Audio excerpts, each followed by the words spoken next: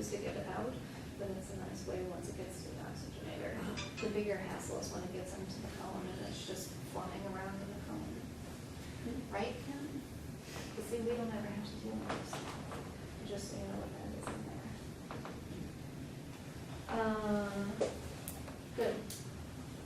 Besides the better bladder, is there anything that I missed in the circuit? I don't know where my slides, but the better bladder slides I think are in the new one. So let me just tell you about the better bladder, because this goes back to what, you don't have to turn it. Goes back to what Alice was talking about with the reservoir. So one thing that you'll see in our VV Neo circuits, you guys will see it at NICU more commonly than anybody else, is this thing called the better bladder. So the better bladder is where the venous pressuring part of the circuit is. Right now is an extra device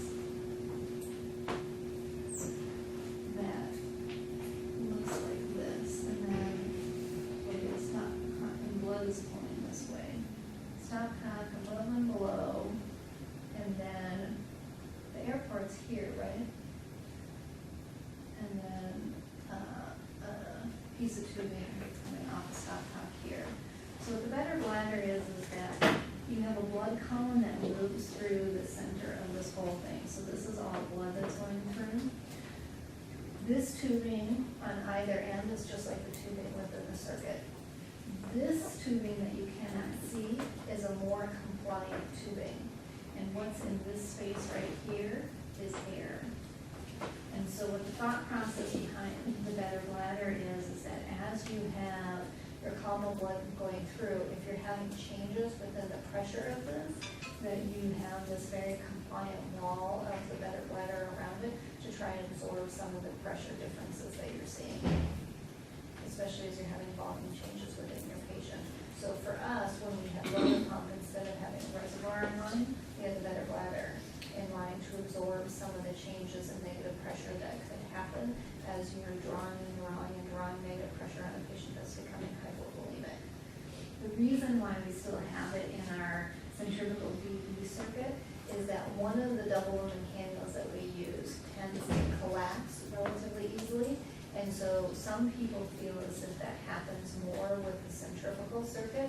And the only reason why that can happen is because it's not because you create more negative pressure than you do with the roller pump, but maybe because we have dynamic changes in the pressure depending on the volume status of the patient. So you're going to be more dynamic in what's happening with your negative pressures. So if you have something in mind to absorb that dynamic change, then maybe your cannula won't collapse as easily. Am I explaining that well? Does that make sense?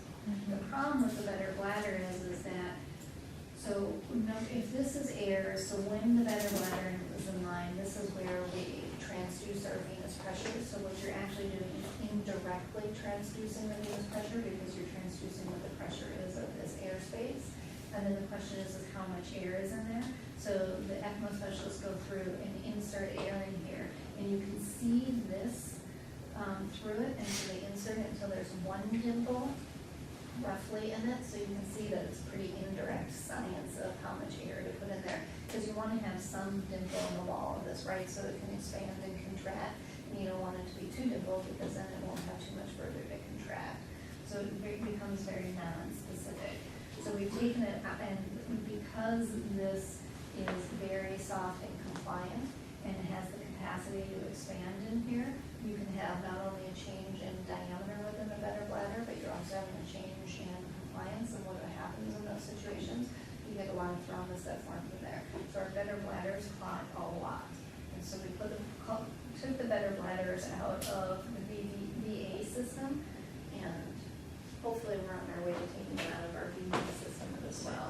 Not everybody who uses centrifugal uses the better bladder, but every institution that does or doesn't use it swears it's the only way you can do it.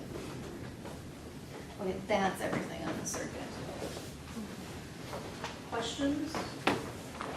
If, I don't know if that's correct practice, but if you have increasing negative pressure on your venous side, would you ever go down on your RPM So if you have a patient on ECMO that you're taking care of, what are you doing with your ECMO circuit for your patient?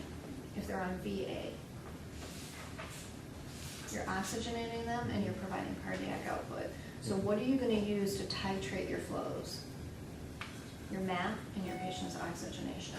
So for me, the RPMs and the venous pressure don't dictate what I'm doing with flow. My patient's MAP and their oxygenation dictates what I'm doing with my flow, but the RPMs and the venous pressure tell me what I'm limited to doing is a better way to think about it. So if I get very negative on the venous pressure of my circuit, which is the most common thing that you'll hear and that people are dealing with, people being the ECMO specialists.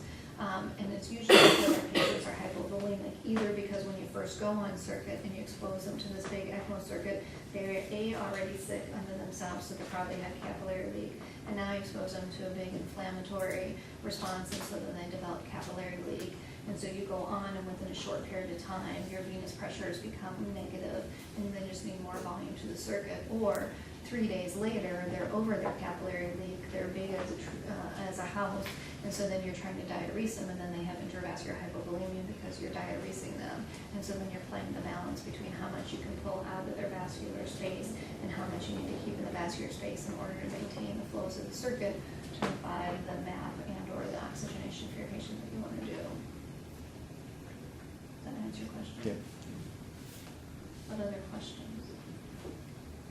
Okay, before you all pass out, get up and go on around for 15 minutes.